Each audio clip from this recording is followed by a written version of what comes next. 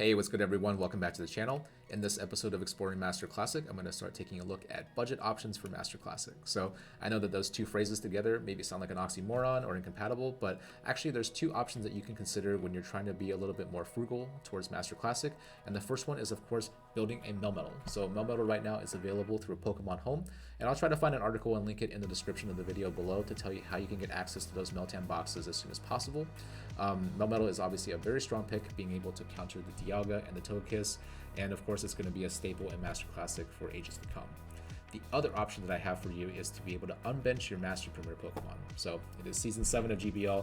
We have not had Master Premier at all, and I really want to put some use to some of the Pokemon that are collecting dust in my bag.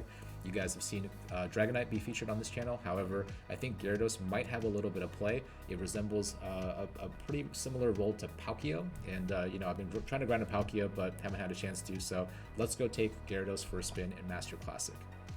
And overall, this team is not dominated by any means, but if you're looking to get into Master Classic or kind of dip your feet into the pool, this is a pretty good team to start with because you have an unbenched Master Premier Pokemon that you might have already built, and it has had a community already. You have a Meltan box that's going to be able to generate your Melmetal, and it just has one legendary that you might be working on already, but you know, I know that Groudon has been used in raids before, and it's been available throughout the past years. So you might have to use an Elite Charge TM to give it that exclusive move of Fire Punch, but overall, Groudon is a very strong pick for the Master Classic meta, and I think it's going to do pretty well. So let's go ahead and take a look at a set that I did earlier today. This is in the 2900s. I tried to tank a little bit lower last night, but I ran out of sets, and as it turns out, the Q times are still pretty bad. So tomorrow, I'll be back in the 2800s. We'll try a little bit harder today and be able to do some more battles and generate some more teams for you to look at. So let's go ahead and get into the battles. Alright, so getting into the first battle here, we're going up against Lance's Zeus, and I'm leading a Gyarados into an enemy Melmetal. So this is one of the worst leads that you can encounter with this team because you really have one true hard counter with Groudon. So I'm going to here preserve my Groudon and swap into the Melmetal Mirror. And this is kind of bad because he already has one Thundershock of advantage, and it's very likely that my opponent's going to throw a Superpower and Veil. So although I do sneak the Thundershock through over here, I know that I'm going to take a Superpower here, and I'm expecting something to hard counter Melmetal to come in, and it is the Giratina-Origin. So at this point, it's not so bad because we've isolated a potential counter for Groudon, which means that Gyarados can come in, farm down this Giratina, and because I still have quite a bit of health, the Giratina is going to be forced to throw at some point because they still need to maintain switch advantage. So here, you can see here at this rate of health, it's not quite in Shadow Claw range. So I'm expecting an Ominous Wind to come through at any time now. So I'm going to deal as much damage as I can so that the Gyarados can sustain as little damage as possible, just in case it's useful later on in the game. So here I'm going to throw a Rock Slide. It's going to put the Giratina-Origin in the red, and he's probably got back-to-back moves, so there's really no reason to shield here. And I'm going to let this go. And bring in my Gyarados, which is the Giratina counter, and my opponent does a really good job of undercharging right there. So he's definitely got a Shadow Ball loaded. I've got to take this, unfortunately, and it's not so great, but I know that right now one of the potential counters to Groudon is removed, so that means that he can potentially sweep in the back. So I'm going to farm this Giratina down and then swap into the Melmetal, and I'm met by a Mewtwo. So at this point, actually, it's not too bad. I've been able to, Groudon actually has a pretty negative matchup against Mewtwo, but again, because this opponent is kind of afraid of this Groudon and the ability for it to sweep, my biggest guess here is that I'm going to take a Psy Strike here, and then I'm going to have to bait to try to catch up in the shielding game. So we have even shields here, and my opponent threw very quickly, so I knew it was a Psy Strike. So here I'm going to go for a Fire Punch bait, and if my opponent knows what's good for him right here, he has to preserve the Melmetal, right? Because the Melmetal still needs to take out the Gyarados in some way, and Mewtwo can't really sweep here. So expecting a shield here to come from my opponent. And he is in fact afraid of the Earthquake. So this is really good for me, and I'm actually going to go straight for the Earthquake here, because in this case I'm thinking that my opponent is going to think, oh, he's going to try to bait twice and then try to nuke me, right? So my hope here is that my opponent does not shield. So here I'm going to shield up the first Psy Strike that's going to come in. I'm already in the red, so it's kind of an awkward situation, but I'm going to go straight for the Earthquake here, and I need to really hope that my opponent is going to call my bait here. And the Earthquake actually lands on the Mewtwo. So this is pretty fantastic for me. I'm going to be able to Mudshot down and come in with some energy. And I know the Melmetal already has some energy, so I'm just going to go straight Fire Punch in this situation. The Melmetal is probably going to have to use a shield here because in terms of Aqua Tail and Fire Punch, the Fire Punch will do more damage. So all I'm waiting for him to do is throw energy, and here I actually decided to shield up because I have a Fire Punch loaded and ready, and that just means that all I have to do is try to get a little bit of chip damage, and then I'm going to have to count on my Gyarados here in order to come in and finish the game. Because Groudon has the ground typing, the Thunder Shocks from Melmetal are not going to be able to hurt us so much, so he is actually forced to throw energy in some form. So if my opponent is counting, which I do believe he is, he knows that I'm just about 5 mud shots away, so he's got to throw right before I get to that next Fire Punch. And you can see here, really great timing by my opponent. He throws when I have 4 mud shots before I can get to the last Fire Punch. Gonna throw the Rock Slide, of course, gonna take out the Groudon, but I have some energy from farming down the Giratina-Origin, which allows me to come in and beat this Melmetal to the Aqua Tail. And actually right there, I throw my phone because I'm so excited, and I'm charging up the move here, so I apologize for any kind of video issues, but we're going to be able to take a win here in Master Classic against a Melmetal lead hard counter to Gyarados with Melmetal and Groudon in the back. So really well played to my opponent there. Still trying to get to his win conditions right there, but again, I had to bait in order to win this matchup, and based on what I thought my opponent was thinking, had to throw that Fire Punch first on Groudon, and then that Earthquake landing allowed me to win the game. Alright, in our second match of the set, I'm going up against Poke Air 78. I'm going to be leading Gyarados into a Melmetal again. So this is pretty rough, and I thought about it from the last match, and I thought maybe I can safe swap into Groudon for this game, and then see if my own Melmetal can clean up with an energy advantage. So here I'm going to swap into my Groudon directly, and I'm unfortunately met with a Landorus. So this is the Incarnate version of Landorus, which actually I think has a pretty good matchup against Groudon, but it depends really on the shielding scenarios and what my opponent decides to do. So here I'm just going to go straight for Fire Punches, no reason to go for Earthquake because it's going to be single resisted by that flying typing, and I'm just going to start spamming out moves. And my guess here is that if Landorus is the best Groudon counter that he has, maybe the Groudon has a little bit of use in the back line, right? Because obviously it's going to be able to take out Melmetal, but if this is the best counter, I don't know, I'm pretty suspicious. So here, I'm throwing Fire Punches here with the intention that I'm going to eventually swap out, because if I can safe swap here, if I can see his third Pokemon, then it's definitely gonna give me more information and give me a chance to adjust. So here, gonna continue to throw Fire Punches at this Landorus, and surprisingly, my opponent here is going to let it go and give me switch advantage. So this is kind of surprising for me, but it looks like my opponent might have made a wrong swap, because in comes the Dragonite, one of the biggest hard counters to Groudon in the entire game. And what I have to do here is I'm hoping to be able to safe swap into Gyarados and then try to force this Dragonite to switch out, because I want to lure back out the Melmetal so my Groudon can take it out. And here my opponent throws, and I'm going to have to call the no shield here, right? But he actually does go for the Draco Meteor, and this is a really bad situation for me, because here I'm gonna wait the switch timer out, and I'm forced to bring in the Melmetal, but my opponent is definitely going to meet me here. And you can see here my switch timer is not up yet, and my opponent made a really good play right there. I either had to shield and go down 2 to no shields against his Dragonite, or I had to potentially shield a Draco Meteor right there and then be exposed to the Melmetal. So really well played right there. And here I'm just going to try to charge as much energy as possible. And I kind of make a mistake here. I decided to go for the bait, even if my switch timer was actually going to run out pretty soon. So opponent, again, makes a great call. He identifies Dragonite as his win condition, and he doesn't shield. So here I have to go for the superpower.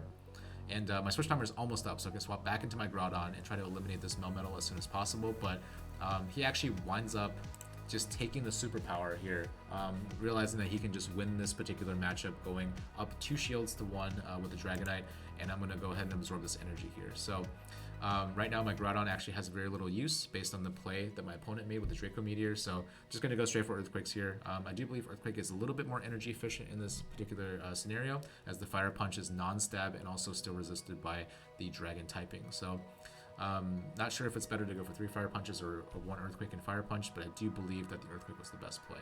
Now, my opponent here has farmed my Groudon completely down, and my Melmetal is actually unfortunately just a little bit too low to be able to handle all the damage from Dragonite, because he has 2 shields, which means that the only play that I have is the Thunder Shock down, and my opponent is unfortunately going to reach 2 Dragon Claws in this time with myself only having 1 shield. So you can kind of see here just how close we get. I am going to live this Dragon Claw, but I'm not going to survive the Dragon Breaths that are ensuing. So really well played of my opponent, being able to nuke the Gyarados and identifying that that was kind of the win condition if I were to safe swap out back into another Pokemon. So GG's right there, and we were so close just by a little bit of sliver. But again, this team has some limitations. Alright, and in game 3 of this set, we're going up against Bra, and I'm leading Gyarados into a Giratina-Origin. So this is kind of this is a pretty positive lead for Gyarados, even if our stat products don't really line up, but this is kind of what Gyarados was designed to take out.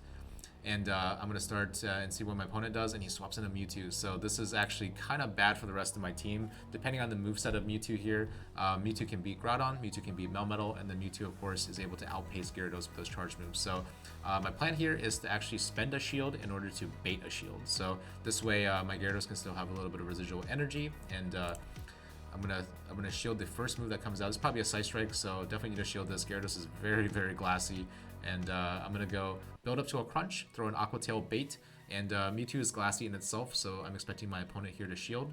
And as soon as he does, that's my cue to swap over to Melmetal, and mainly so that the Melmetal can avoid the Giratina-Origin.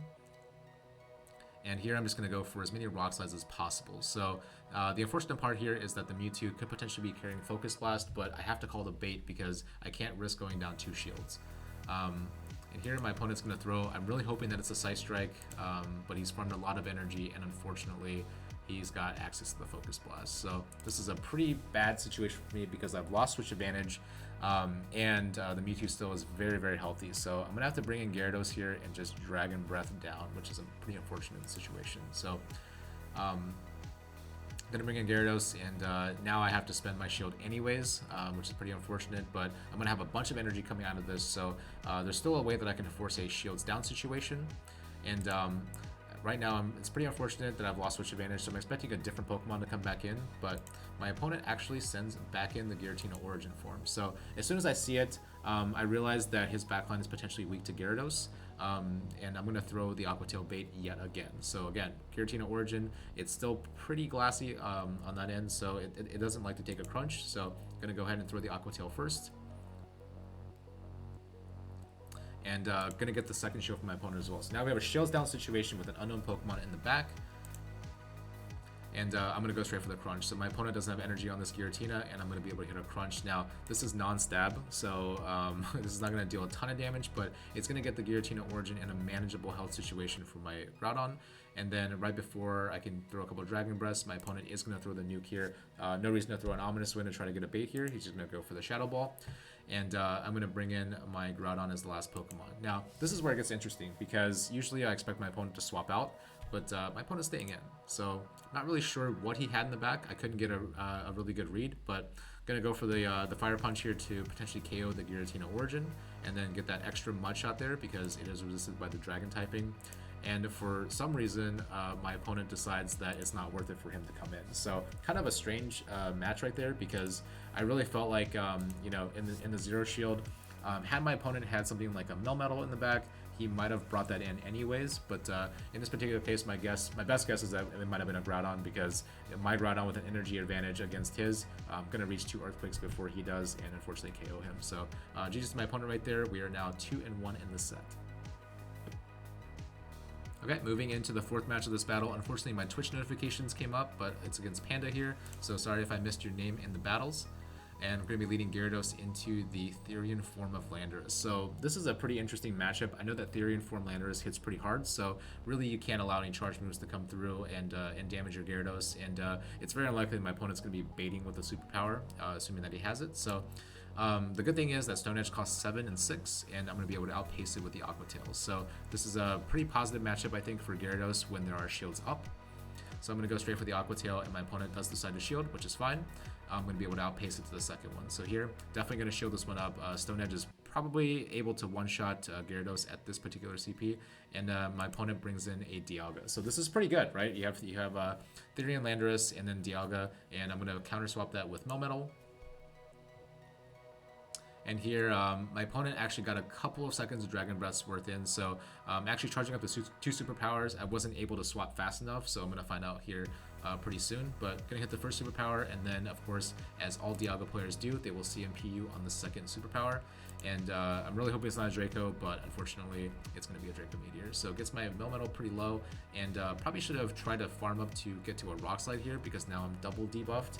And as soon as I make this play, I realize my mistake, because now the Landorus can come back in and get an energy advantage against my Gyarados, which essentially wipes out the ability for it to win that even shield scenario. So really well played with my opponent here. He gets like 4 extra Mud Shots of energy, and now I'm in a tough spot. So I actually decided to bring in Groudon here, because I already saw Stone Edge, And my assumption here was that this Landorus would be carrying Stone Edge and Superpower. So I'm thinking that this Groudon is going to be able to wall this Landorus. Going to go ahead and bring it in, and I'm going to throw a Fire Punch at it. Now, I'm not sure if this is the best play or not, because I don't know what the third Pokemon is, but my opponent is taking the damage. Oops, some more Twitch notifications coming up. And I'm going to make a big call here and decide to no-shield this charge move. So this wound up swinging the game in my opponent's favor because he is actually carrying double nukes in the lead. So really cool team composition there with the Landorus.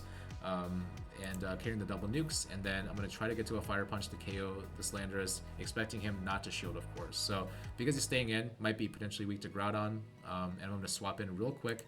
And unfortunately, I see the last Pokemon come out, and it's actually a Melmetal. So this team was actually Landorus double Steel, so with nukes in the opener. So kind of a bad situation for me, and I know that this is going to be a tough situation to pull out. And unfortunately, I do have a shield advantage, but Melmetal has such a dominating matchup against Gyarados with the Dragon Breath version. So I'm trying to deal as much damage as I can, expecting the Melmetal to KO me as quickly as possible, bringing energy in against the Groudon. But my opponent's farming up a Storm here. He doesn't really care about his HP, and I've got to take the Rock Slide here. So I know he's got 2. And my only hope right now is to try to get to a charge move before the Melmetal does, but my opponent here does a great job of counting. He's got the Rock Slide saved up, and he's got extra energy, so that he's going to be able to beat me to this charge move. So have to shield this up to the Superpower, but right before we get to the last Fire Punch, just one mud shot away, my opponent has the Superpower, and is going to be able to punish me. So really well played by my opponent there. Had I just come in with the Gyarados to answer the Landorus coming back in and just kind of sacrificed it, I think we would have been in a much better spot and might have been able to take that win. All right, and we're in our last battle of the set, and we're going up against Char Star 153. And we're going to be leading Gyarados into Landorus once again. So kind of learned my lesson from last time, just to be a little more cautious around this Therian Landorus. But again, Gyarados leading up against Landorus in the opener is quite a good matchup. Assuming even shields are being used, so I'm going to stay in once again. And here, again, we're going to try to outpace the Aqua Tail, and I'm expecting my opponent to shield here, right, because he wants to get the Stone Edge off, but my opponent decides to let this go, which is great for me, because I just need to shield once, and I can Dragon Breath all the way down, having won that switch advantage. And this is a pretty good situation for an ABB team, because if you win the lead, and then they bring in a Pokemon, you always have a potential safe swap option, because 2 of your Pokemon in the back kind of share similar roles here. So here, just going to be able to Dragon Breath down, but my opponent decides to deny that and bring in the Zekrom. So in this particular situation, it's really hard to read this team composition. I'm not really sure what he has, but I know that I have an energy lead, and I just need to chip this Zekrom and then bring in my Groudon in order to counter it. So going to go for the crunch here, because I already have some energy. And my opponent actually decides to shield this. So this is really good. We now have shield parity, and I'm able to counter swap his Zekrom with the Groudon here. So gonna bring in the Groudon, and there's no messing around on this one. This, based on the counting here, this can only be a crunch or a wall charge, hopefully just a crunch from my opponent. And I'm gonna go straight for the Earthquake here. So still maintaining quite a bit of health, and no reason to bait here, because this is a losing matchup for Zekrom, and I'm expecting my opponent to let this go. So once my opponent lets this go, I'm going to see the Landorus come back in, and it's a little bit of sliver of health, but I know that it has farmed up some extra mud shots, so expecting a Superpower to come at any point in time. I decide not to throw a charge move here, because if I were to throw a charge move and potentially get farmed down, my switch timer isn't up yet, and I'd rather have them throw the Superpower or them throw the energy there and be able to gain an energy advantage. So here, I'm going to let my opponent throw the Superpower. And then I'm going to come right back in with the Melmetal, because right now what we've seen so far is we've seen a Zekrom, which does pretty well against Melmetal, and then we've seen a Landorus, right, which is technically kind of an even matchup, or maybe even a counter to Melmetal. So figuring that my Melmetal is going to be pretty important here, and my opponent actually brings in a Mewtwo. So this is pretty good that I came in with the Melmetal, because Melmetal is going to have a pretty decent matchup, assuming that I can shield the Focus Blast properly. And here, because of the energy lead, I'm just going to spam out these Rock Slides. And this damage is actually going to accrue on Mewtwo pretty quickly. So the only way I can mess this matchup right now is that if my opponent shields and I don't shield the Focus Blast. However, when I throw my second Rock Slide and my opponent is in the red now, I know that I can let my Melmetal go, no matter if it's a bait or a Side Strike, and then bring in my Gyarados to just go ahead and Dragon Breath down. So here, my opponent will throw a move. And there's no reason to shield here. If it is a Focus Blast, great. It cannot reach 2 Side Strikes in time to KO the Gyarados, but it is a Side Strike bait.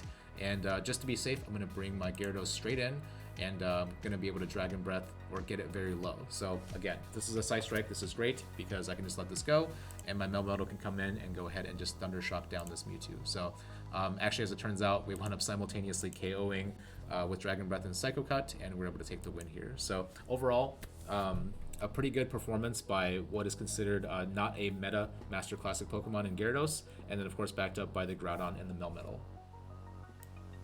Alright, so after that 3-2 claim, we're back to 2950, which shows that a budget team like this can even work in the 2900s for Master Classic. Now, is this the best team to climb with? Probably not, but I think the goal of the video was to show a proof of concept that if you're looking to get into Master Classic for the very first time, to take a look at all of your available options. So taking advantage of that Pokemon Home to get the Melmetal built, taking a look at your retired Master Premier Pokemon, and then maybe investing into a single legendary. You can also build a very solid team that can still compete with all the big boys. So you don't need triple legendaries, you don't even need double legendaries for Master Classic, and that's part of what makes this format so fun. So tomorrow we'll be taking a look at another Master Premier favorite, again using the same formula here, featuring the Melmetal and pairing that with some budget options. So if you like this video, feel free to like, comment, subscribe, share with your friends, and I will see you tomorrow.